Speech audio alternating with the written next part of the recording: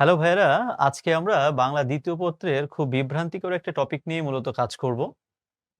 তোমরা দেখেছো বিশেষ করে যখন তোমরা বাংলায় বানান লেখো, আ বাংলা বানানের ক্ষেত্রে যে কয়টা জায়গা নিয়ে তোমার সবচেয়ে বেশি ভুল হয় তার মধ্যে একটা হচ্ছে তুমি কোথায় মূর্ধন্য ব্যবহার করবে এবং কোথায় দন্তন্য ব্যবহার করবে এটা নিয়ে তুমি কনফিউজড হয়ে যাও। আবার কোথায় তালব্য শ ব্যবহার করবে, কোথায় মূর্ধন্য ষ ব্যবহার করবে, কোথায় দন্ত স ব্যবহার করবে এটা নিয়েও বেশ পাজলড হয়ে যাও মাঝে, মাঝে। তো এই যে কনফিউশনটা আমাদের তৈরি হয়, এই কনফিউশনটা দূর করার জন্য বাংলা ব্যাকরণের কিন্তু খুব সুনির্দিষ্ট একটা টপিক রয়েছে, যেটাকে আমরা বলি নত্যবিধান এবং সত্যবিধান। আজকে আমরা মূলত নত্যবিধান এবং এই সত্যবিধান থেকে বিগত প্রায় ১০-১৫ বছরে বিভিন্ন অ্যাডমিশন টেস্টে যে সকল প্রশ্ন এসেছে, সেই সকল প্রশ্নগুলো নিয়ে আজকে আমরা কাজ করব। তাহলে চলো এই টপিকের উপরে বিগত বছরে যে অ্যাডভান্স লেভেলের প্রশ্নগুলো হয়েছে আমরা সেই প্রশ্নগুলো একটার পর একটা সমাধান করার চেষ্টা করি। প্রথমেই দেখো ঢাকা বিশ্ববিদ্যালয়ের আমরা একটা প্রশ্ন একটু সমাধান করব যে দেখো ঢাকা বিশ্ববিদ্যালয় ২০১৯ এবং ২০ শিক্ষাবর্ষে এই প্রশ্নটাই এসেছিল যে নত্য বিধান অনুযায়ী কোনটি অশুদ্ধ। তার মানে এখানে যে চারটা অপশন রয়েছে এই চারটা অপশন তোমার কাছে হয়তোবা মনে হতে পারে যে কম বেশি তো সবই ঠিক দেখছি, তাহলে এর মধ্যে ভুল কোনটা? তো দেখো এর মধ্যে অবশ্যই একটা কিন্তু অবশ্যই ভুল রয়েছে এবং সেই ভুলটা হচ্ছে স্পষ্ট আমরা দেখতে পাচ্ছি। ভুলটা হচ্ছে এই যে এ নাম্বার অর্থাৎ দুর্নীতি। অর্থাৎ দুর্নীতি শব্দটা কিন্তু আসলে মূর্ধন্য হবে না, দুর্নীতি শব্দের বানানে হবে হচ্ছে দন্তন্য। ঠিক আছে? এটা আমাদের মাথায় রাখতে হবে। এখন কথা হচ্ছে যে এটা কেন? এই কেনটার মূল কারণ হচ্ছে সমাসবদ্ধ কোনো শব্দে সাধারণত মূর্ধন্য হয় না। যেমন মনে করো একটা শব্দ হচ্ছে ত্রিনয়ন। তারপরে আমি বললাম হচ্ছে নীল আকাশ। বা এই যেকোনো ধরনের শব্দ দেখবা ছোট্টবেলা থেকে এ পর্যন্ত তুমি যতগুলো শব্দ দেখেছো সমাসের উপর ভিত্তি করে, ওই সমাসবদ্ধ শব্দগুলো সাধারণত আ কখনোই মূর্ধন্য হয় না। সবসময় কি হয় তাহলে? সবসময় হয় দন্তন্য। ঠিক আছে? আর এই কারণেই এই প্রশ্নের উত্তর হচ্ছে এ, অর্থাৎ সঠিক উত্তর হচ্ছে মূলত দুর্নীতি। অর্থাৎ দুর্নীতি বানানে দন্তন্য হবে। আচ্ছা, এরপরে চলো আমরা ঢাকা বিশ্ববিদ্যালয়ে না, এবার আমরা চিটাগং ইউনিভার্সিটি ২০২০-২১ শিক্ষাবর্ষে যে প্রশ্নটা এসেছিল সেই প্রশ্নটা একটু সলভ করি। প্রশ্নটা ছিল এরকম যে নত্যবিধান অনুসারে ভুল বানান আছে কোন গুচ্ছে? নিশ্চয়ই এই ৪টা অপশন থেকে এমন একটা অপশন রয়েছে যেখানে অবশ্যই ভুল বানান কিন্তু আছে। তাহলে সেই ভুল বানানটা কি কি? দেখো ডি নাম্বার অপশনে যে মূল্যায়ন, মূল্যায়ন বানানে কখনো মূর্ধন্য হয় না এবং নিরূপণ বানানে কখনোই দন্তন্য হয় না। আমরা মনে রাখবো নিরূপণ বানানে শেষের এই মূর্ধন্য হবে এবং মূল্যায়ন বানানে এটা দন্তন্য হবে না, এটা হবে দুঃখিত, এটা মূর্ধন্য হবে না, এটা হবে দন্তন্য। আর এই ছাড়া আর বাকিগুলো কিন্তু মোটামুটি ভাবে অর্থাৎ নত্যবিধান অনুসারে ভুল বানান আছে এইগুলোতে, আর বাকি ৪টা অপশন মধ্যে যে এই ৩টা অপশন এগুলো কিন্তু মোটামুটি ভাবে সবই ঠিক আছে। তো দেখো এটা কিন্তু চিটাগাং ইউনিভার্সিটির একটা প্রশ্ন, এটা আমরা একটু মাথায় রাখবো। এরপরে যেটা দেখো, নিচের কোন শব্দে স্বভাবতই মূর্ধন্য হয়? এমন অনেক শব্দ রয়েছে যে শব্দগুলো মানে স্বভাবতই অর্থাৎ সব সময় এটাতে মূর্ধন্য হবেই। লবণ বানানে তুমি যদি দন্তন্য ব্যবহার করো তাহলে কিন্তু ভুল হয়ে যাবে। পরবর্তী প্রশ্ন যে নিত্য মূর্ধন্যবাচক শব্দ কোনটি? এই ধরনের প্রশ্ন প্রায়ই দেখা যায় অ্যাডমিশন টেস্টে যে নিত্য মূর্ধন্যবাচক বা নিত্য মূর্ধন্যবাচক শব্দ কোনগুলো। তো এক্ষেত্রে আমরা যেটা মনে রাখবো সেটা হচ্ছে এরকম অনেক শব্দ রয়েছে যেগুলোতে অবশ্যই মূর্ধন্য হবেই, অর্থাৎ মূর্ধন্য ছাড়া আর কোনো আমরা চিন্তাই করব না। আমরা প্রয়োজনে এই শব্দগুলো একটু মনে রাখবো। যেমন দেখো আমি বলছি কণা, নিক্কণ, গণিকা, বণিক, পণ, বীণা, অণু, বাণিজ্য, লবণ, পণ্য, ভণিতা, এই সকল শব্দে সবসময় কি হবে ভাইয়েরা? মূর্ধন্য হবেই। তো এই জন্যেই আমরা বলছি যে নিত্য মূর্ধন্যবাচক শব্দ কোনটি এবং উত্তর হচ্ছে ডি নাম্বার। পরবর্তী প্রশ্ন যে নত্যবিধি অনুসারে কোন বানানটি শুদ্ধ? দেখো এই প্রশ্নটা এসেছে কিন্তু ঢাকা বিশ্ববিদ্যালয়, এবং তোমরা একটা জিনিস লক্ষ্য করে দেখেছো যে ঢাকা ইউনিভার্সিটি কিন্তু নত্যবিধান বা সত্যবিধান থেকে রিসেন্ট ইয়ার্সেও কিন্তু প্রশ্ন হয়েছে। সুতরাং এই টপিকটা কিন্তু গুরুত্ব দিয়ে পড়া উচিত। আমরা মনে রাখবো যে প্র, পরি, নির এই তিনটে উপসর্গের পরে সব সময় দন্তন্য না হয়ে যাবে মূর্ধন্য। এটা যেন মনে থাকে, আর এই কারণে উত্তর হচ্ছে ডি। পরবর্তী প্রশ্ন, নত্যবিধান অনুসারে নিচের কোন বানানটি অশুদ্ধ? এই চারটা অপশনের মধ্যে নিশ্চয়ই এমন একটা অপশন রয়েছে যে অপশনটা অবশ্যই ভুল। চলো আমরা ভুলটা একটু বের করি, এবং আমরা স্পষ্ট দেখতে পাচ্ছি এটার মধ্যে অশুদ্ধ হচ্ছে মূলত এটা, আর বাকিগুলো কিন্তু মোটামুটি ভাবে সবই ঠিক আছে। মোটামুটি না, 100% ঠিক আছে। বুঝতে পারছো? পুরনো বানান আমরা মনে রাখবো কখনোই মূর্ধন্য হবে না, এটা হবে দন্তন্য, এবং একটা ওকারও হয়ে যাবে এখানে। নিচের কোনটি স্বভাবতই মূর্ধন্য হয়েছে? অর্থাৎ এই প্রশ্নগুলো দেখো, এটাও ঢাকা ইউনিভার্সিটিতে আসা কিন্তু একটা প্রশ্ন। অর্থাৎ আমরা মনে রাখবো যে আপন, একটা কথা মনে রাখবো যে এই আপন বানানটা এখানে আমরা যেটা দেখতে পাচ্ছি এটাতে স্বভাবতই মূর্ধন্য হয়েছে। বাকিগুলোও যে মূর্ধন্য হবে না তা না, তবে ওই যে একটু আগে একটা কথা বললাম, যে সকল শব্দগুলো স্বভাবতই মূর্ধন্য হয়, এই মূর্ধন্য রিলেটেড শব্দগুলো আমরা সব সময় মনে রাখার চেষ্টা করব। ঠিক আছে? এরপরে যে প্রশ্নটা সেটা হচ্ছে যে সমাসবদ্ধ শব্দে সাধারণত নত্যবিধান খাটে না, এর উদাহরণ কোনটি? আমরা মনে রাখব যে সমাসবদ্ধ শব্দ এখানে যেগুলো রয়েছে এর মধ্যে এই শব্দটা, অর্থাৎ ত্রিনয়ন, ত্রিনয়ন অর্থাৎ তিনটি নয়ন যার, যাই হোক পরবর্তীতে আমরা এটা দেখব যে এটা সংখ্যাবাচক বহুব্রীহি সমাস, এবং মনে রাখবো যে এই সমাস অর্থাৎ সমাসবদ্ধ যে শব্দগুলো আমরা একটু আগে বলছিলাম, ত্রিনয়ন, দুর্নীতি, এই সকল শব্দগুলো হচ্ছে সমাসবদ্ধ শব্দ, এবং এই সকল শব্দে কখনোই মূর্ধন্য হবে না, এটা হবে দন্তন্য। তো এটা কিন্তু মনে রাখতে হবে। অর্থাৎ অর্থাৎ কি বলবো, সমাসবদ্ধ শব্দে কখনোই আমরা মূর্ধন্য ব্যবহার করব না। আমরা মনে রাখবো সমাসবদ্ধ শব্দ সবসময় কি হবে, সবসময় হবে দন্তন্য। ঠিক আছে? সো এই হচ্ছে মূলত বিষয়। এর পরবর্তী প্রশ্ন দেখো যে কোন জাতীয় শব্দে মূর্ধন্যের ব্যবহার হয়?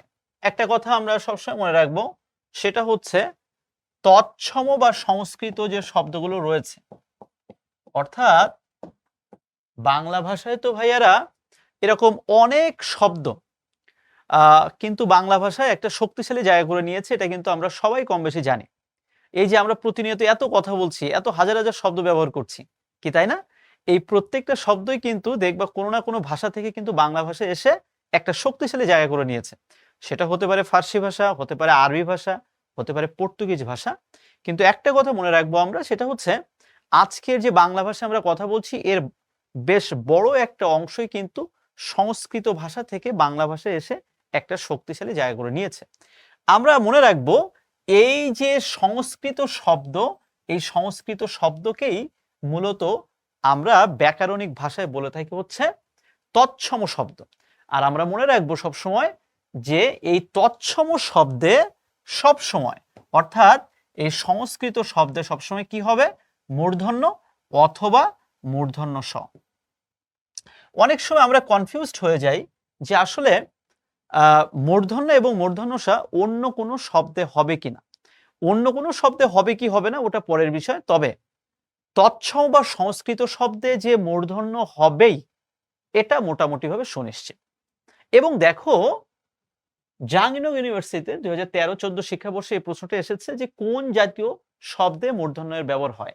এই প্রশ্নটা কিন্তু এইভাবে না এসে জাস্ট প্রশ্নটা একটু ঘুরেও আসতে পারে যে কোন জাতীয় শব্দে মূর্ধন্য স এর ব্যবহার হয়, তখনও কিন্তু একই উত্তর। সুতরাং ভাইয়ারা তোমরা যখন একটা প্রশ্ন পড়বা, বিগত বছরের প্রশ্ন, তখন কিন্তু একটু অ্যানালাইসিস করে পড়তে হবে। প্রশ্নটা একটু অন্য কোন কোন প্রক্রিয়া আসতে পারে এটাও কিন্তু একটু জেনে শুনে বুঝে তারপরে পড়বা, তাহলে দেখবা পরীক্ষার হলে যেয়ে কিন্তু তুমি ঘাবড়িয়ে যাবে না। আশা করছি বুঝতে পেরেছো। চলো তাহলে এবার আমরা পরবর্তী প্রশ্নে চলে যাই।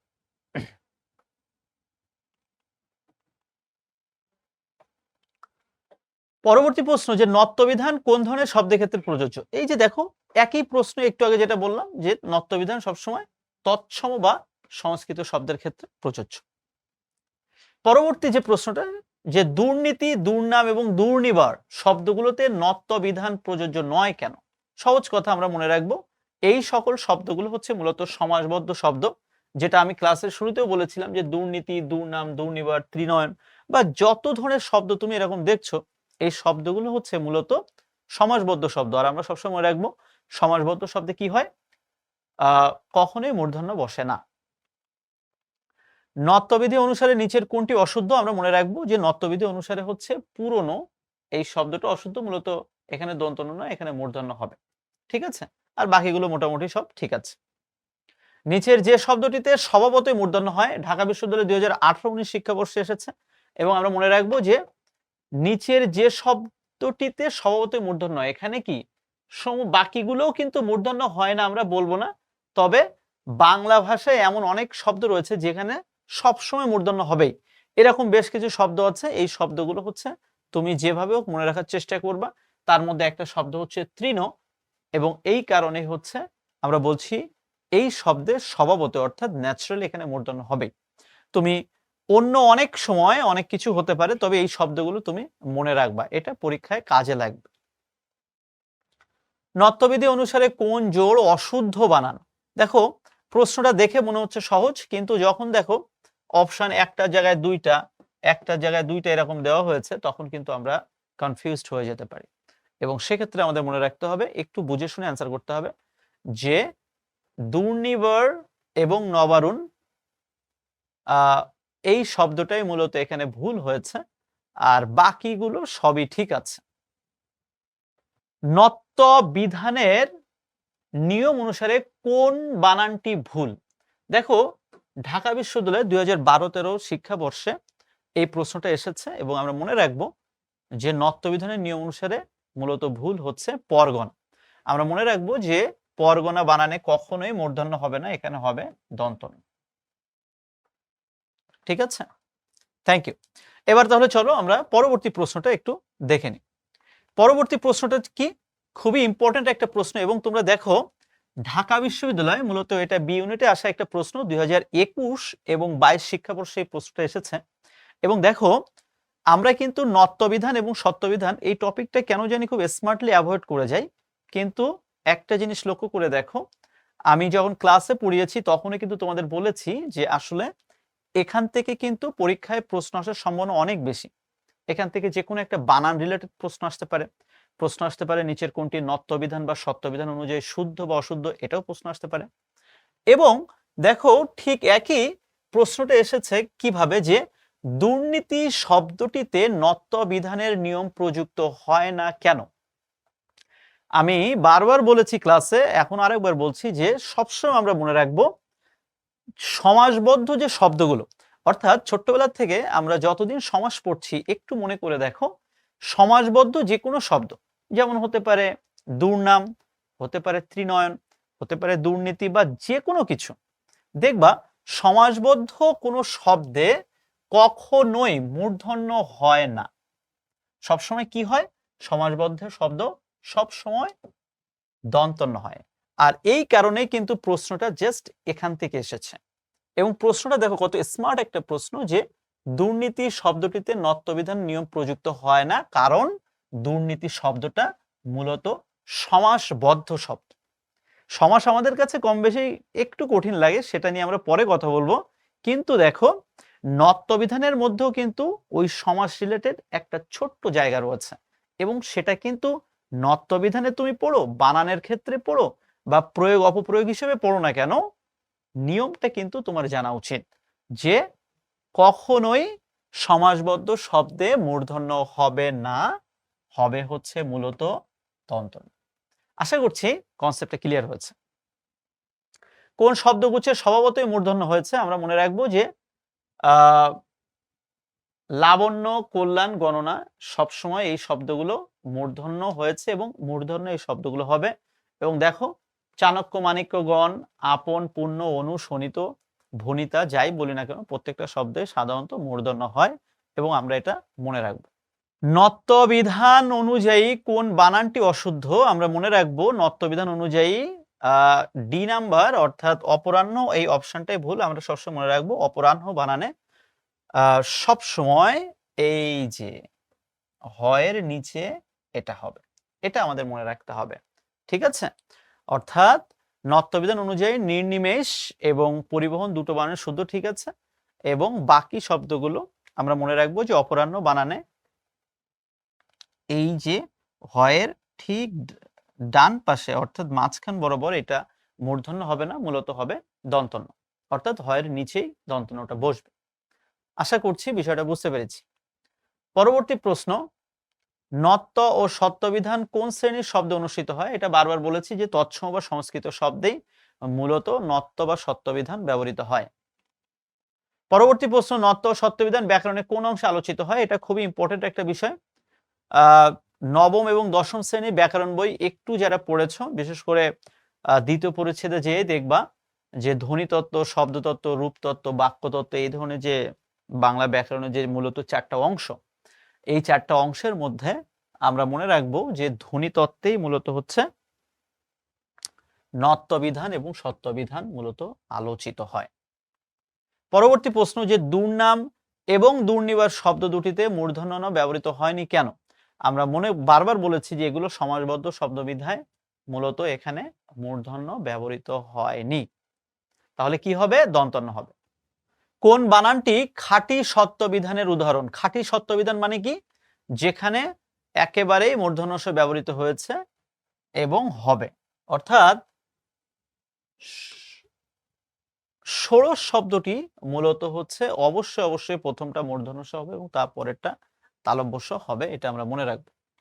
পরবর্তী যে প্রশ্নটা, যে কোন জাতীয় শব্দে মূর্ধন্য স এর ব্যবহার হয় না? আমরা সবসময় মনে রাখবো যেহেতু সংস্কৃত তৎসম এই ধরনের শব্দগুলোতেই হয়, তাহলে এই প্রশ্নের উত্তর অনুযায়ী কিন্তু তদ্ভব হয় না এবং খাঁটি বাংলা যেটা এটাতে হয় না। দুটো অপশনই কারেক্ট। তবে আমরা খাঁটি বাংলার থেকেও তদ্ভবটা বেশি গ্রহণযোগ্য বিধায় আমরা এটা নিচ্ছি। ঠিক আছে, অর্থাৎ মূর্ধন্য স এর ব্যবহার হয় না মূলত তদ্ভব শব্দে। তদ্ভব শব্দের বানানে কোন বর্ণের ব্যবহার নেই? আমরা মনে রাখবো তদ্ভব শব্দের বানানে মূর্ধন্য স এর ব্যবহার নেই। তাহলে মূর্ধন্য স এর ব্যবহার হয়েছে কোনটাতে? তৎসম বা সংস্কৃত শব্দের বানানে কি ব্যবহার হয়? মূর্ধন্য স ব্যবহৃত হয়। বিদেশি শব্দের বানানের ক্ষেত্রে কোন ধ্বনি ব্যবহারের প্রয়োজন নেই? আমরা মনে রাখবো সবসময় বিদেশি শব্দের বানানের ক্ষেত্রে কখনোই মূর্ধন্য স হবে না। আমরা মনে রাখবো শুধু মূর্ধন্য স না, মূর্ধন্য ব্যবহৃত হবে না। এটা বারবার বলা হয়েছে, কোনো বিদেশি ভাষা থেকে আগত শব্দে মূর্ধন্য স হবে না। যেমন আমরা বলি স্টেশন, আমরা বলি ফটোস্ট্যাট, আমরা বলি স্ট্রিট, এই সকল শব্দ অনেক সময় আমরা মূর্ধন্য স ব্যবহার করি, কিন্তু বাস্তবে কখনোই এগুলো মূর্ধন্য স হবে না। এগুলো দন্ত স অথবা তালব্য স কিছু না কিছু হবে। তো যাই হোক ভাইয়া, এই ছিল হচ্ছে মূলত আজকের নত্যবিধান এবং সত্যবিধান রিলেটেড বিগত প্রায় 10 থেকে 15 বছরের বিভিন্ন বিশ্ববিদ্যালয়ে আসা অ্যাডমিশন টেস্টের প্রশ্ন। আমি জানি তোমরা অনেকেই কিন্তু কোথায় মূর্ধন্য হবে, কোথায় দন্তন্য হবে, কোথায় মূর্ধন্য স, কোথায় তালব্য স, এইগুলো বসবে, এটা নিয়ে অনেক সময় কনফিউজড হয়ে যাও। আশা করছি আজকের এই ক্লাসের এই অ্যাডভান্স লেভেলের কোশ্চেনগুলো দেখে তোমার আইডিয়া একটু হলেও ক্লিয়ার হয়েছে এবং তুমি এই টপিকটা আরেকটু গুরুত্ব দিয়ে পড়বে। তাহলে আজকে এ পর্যন্তই, সবাই ভালো থেকো।